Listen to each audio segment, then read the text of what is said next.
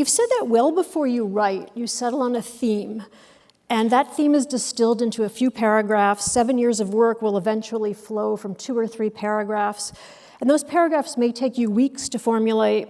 You keep them always close at hand. They drive the book all the way through. And you write about them reverentially, as if they're like the bouillon cube that flavors the entire book. So can you tell us a little bit about them and how they evolve? And is there one sitting on your desk right now? Well, I hope there's one sitting on my desk right now. So do we. But I found out that I had to have that when I was doing The Power Broker. When I had been doing all this research for years, now it was time to sit down and write the book, and I couldn't figure out how to do it, how to organize all this mass of material. I really was stuck. At that time, of course, Commissioner Moses had stopped talking to me years before.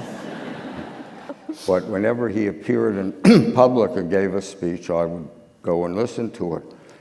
And one day he was giving a speech at an exedra, which is called a memorial bench in Flushing Meadow Park. He was dedicating it.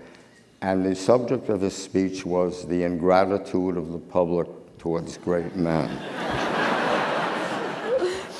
In fact, he turned to Cardinal Spellman and said, "Someday you and I will sit on this beach, on this bench, and discuss why people are more grateful to great men." All of a sudden, I knew how to do the book. That was the theme of the book. He had done so much, and why weren't they grateful? I remember I just sort of hurried back to my office as fast as I could and started outlining the book, and it was very simple to outline it from beginning to end, just as you see it, except, of course, for the chapters I had to cut out. But since then, I've learned that I can't start the book until I have the last sentence. And once I have it, I write the whole book towards it. Interviewing Robert Moses was quite a dramatic thing in itself. When you interviewed him, in his summer home, which was in Oak Beach, beyond Jones Beach, he had torn out, he lived in a very modest summer cottage, but he had torn out 2 walls in the living room and replaced them with picture windows.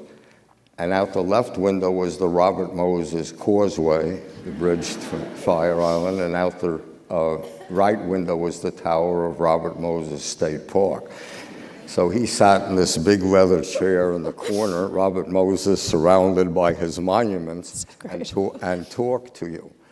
But they were amazing interviews. The book would not, I don't think, have been, I wouldn't have been able to understand Moses to whatever extent I did if I hadn't had those interviews, because there were, for one thing, you felt his genius. When he would start talking about things, I mean, one day he was still, he's then, 80. I remember he was talking about, he originally envisioned a road all the way from Staten Island to Montauk Point, the continuous road. And and so he had built the Staten Island Expressway, then the Verrazano Bridge, then the Belt Parkway, then the Southern State Parkway. But he was stymied because he hadn't built it down the length of Fire Island. Of course, the road he wanted to build was in some places wider than Fire Island. But while I was interviewing, it was the time when the Fire Island people were protesting and stopping him. And I remember him coming over to me and grabbing my arm and leading me out to the deck and pointing and saying, "Can't you see there ought to be a road there?" So you felt the force of the man, and in each of his offices, he had behind him this gigantic map of New York and its environs. and he was like a kid. If he started to tell you about something, he'd jump up. He always had a number of his aides sitting there, so he would go like this. And into his palm, someone would put a pencil. And he would say, you see, if I build the park here, we can have the housing here, and the bridge could go over there. And I remember he did this one day with a group of Japanese planners. They had come, a delegation from Japan had come, and they wanted to see him. And I remember they had a problem of connecting an island to the mainland somewhere. I don't remember the details. And he started doing it. He says, well, you can do it this way, and if you do it that way, you can have the park over here. And I remember thinking, this is a kind of genius. We think of a genius, a Mozart or a Beethoven, or writers who are geniuses. This is a different kind of genius. It's a man who can look at this entire huge region and see it as one picture. And he makes a plan for it in 1924 and spends the next 44 years filling in the parts of that plan. I said, so if the book is going to be honest, I have to show the genius of this man.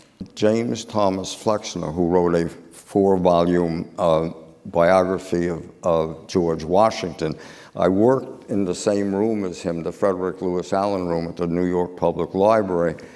And I got into this room after I had already been working for like about 4 years.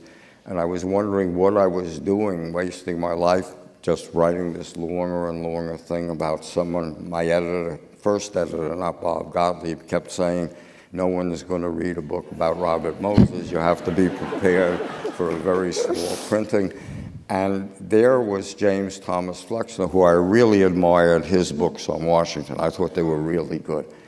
And he came over to me one day and he said, what are you doing? I said, a biography of Robert Moses. And he said, how long have you been working on it? And I said, 4 years. And he said, oh, that's not so much. I've been working for 14 years on George Washington. And all of a sudden, a weight was lifted on my shoulder.